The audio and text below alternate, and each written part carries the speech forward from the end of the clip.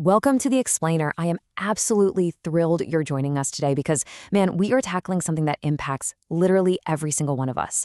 Have you ever felt like your attention span is just completely evaporating? Well, today, our core mission is to figure out exactly why our focus is so fleeting, and more importantly, how we can actually take it back. We're looking at this amazing concept called cognitive sovereignty and how we can beat what researchers are calling the slot machine brain. So let's get right into it. Okay, let's dive into this. We have all been there, right? You're working, maybe you're reading a good book, or you're deep in conversation, and you feel that familiar little buzz in your pocket. And you think, you know what, I'll just check this really quickly. It feels completely harmless. Just a tiny 2-second detour. We all do it. It is literally the most universal digital habit of our modern age. But what is actually happening beneath the surface when we make that quick digital check? That brings us to part one. The just checking trap, which is about so much more than just lost seconds. You see, we often think of checking our phones as just a simple time management issue, like, oh, I wasted 5 minutes. But it's not. The foundational truth we really need to accept here is that every single time you do that quick check, you aren't just losing a few seconds of your day. You are actively rewiring your brain for shallow thinking. It's a literal form of digital conditioning. By repeatedly breaking your concentration for just a tiny burst of information, you're fundamentally altering how your brain functions. You're basically teaching it to prioritize the superficial stuff over deep, meaningful thought. This leads us straight into part two, your slot machine brain, the invisible villain of our story. Now, what's really interesting about this concept is the psychology behind it, which is just fascinating. It's called variable reward reinforcement. And get this, it's the exact same behavioral psychology they use in casinos. Social platforms literally engineer these random bursts of dopamine to keep you hooked. Think about it. You never actually know when you pull down to refresh if you're going to get a like, a new message, or some breaking news alert. Because that reward is totally unpredictable, your brain becomes obsessed with chasing it. It is directly mimicking the experience of sitting at a slot machine. When you're holding your phone, you usually feel like you're the one in control, right? You think you're just staying informed or saving time. But the harsh reality is that these platforms are explicitly designed to mimic those slot machines. Every single time you pull down to refresh a feed, you are physically pulling a lever. You're being manipulated by an algorithm that is custom-built to keep you hooked and coming back for more. So what's the real fallout here?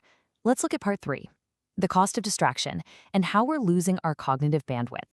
Day in and day out, we're constantly trading deep, sustained focus for these tiny dopamine hits. These little micro-distractions train our brains to crave a quick buzz, which actively destroys our ability to engage in deep work.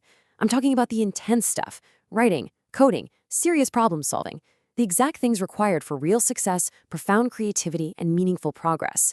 We are literally trading away our highest potential just for a meaningless, temporary buzz. The severity of this really cannot be overstated. Psychologists have actually coined a term for it: distraction addiction. This isn't just a buzzword, it's a recognized psychological state. So if your attention span feels way shorter lately, or if your mind feels constantly chaotic, I promise you, you are not alone. It's a direct result of this addiction, and it represents a massive threat to your cognitive bandwidth. And by that I mean your brain's actual physical capacity to process information and think critically. Let's quickly summarize the symptoms of this destructive conditioning because it is an absolute crisis. First, it completely destroys your ability to maintain focus. Second, it actually hinders your emotional regulation, meaning it leaves you frustrated or stressed out way more easily. Third, it erodes that precious cognitive bandwidth we just talked about. And ultimately, it rewires your brain entirely for shallow thinking. If you want to do any kind of meaningful work in this world, this is a huge problem. But listen, we are absolutely not powerless here. That brings us to part four, fighting back with friction. Let's talk about reclaiming your mind. This right here is your primary weapon, friction theory. The concept is brilliantly simple, but honestly, it is incredibly effective. It involves adding deliberate physical resistance to your bad digital habits. By making it just a little bit harder to access those micro-distractions, you actually break that conditioning loop. This is the direct counterattack to distraction addiction, and it is exactly how you start to reclaim your cognitive sovereignty. So, the crucial point is, how do we actually apply this in our everyday lives? Well, here are some concrete, physical steps you can take right now to combat the algorithm. Step 1, move your most distracting apps into a hidden folder. Seriously, just getting them off your home screen adds a layer of resistance. Step 2, Log out every single time you close them. Create those hurdles. I know, having to type your password every single time is incredibly annoying. But actually, scratch that. It being annoying is exactly the point. It gives your brain the few crucial seconds it needs to pause and realize, wait a minute, I don't actually need to be doing this right now. Which beautifully paves the way for part 5, the hard reset, life after the algorithm. Let's move on and see how this builds, because when you implement friction theory and you finally stop binging on those distractions, something truly amazing happens. You initiate a hard reset for your brain. By halting that constant influx of micro distractions, you literally give your neural pathways the space they need to heal. Because here's the good news, your attention span isn't permanently broken, it's just been temporarily hijacked. Stopping the binge hands the controls right back to you. And here is the absolute ultimate payoff.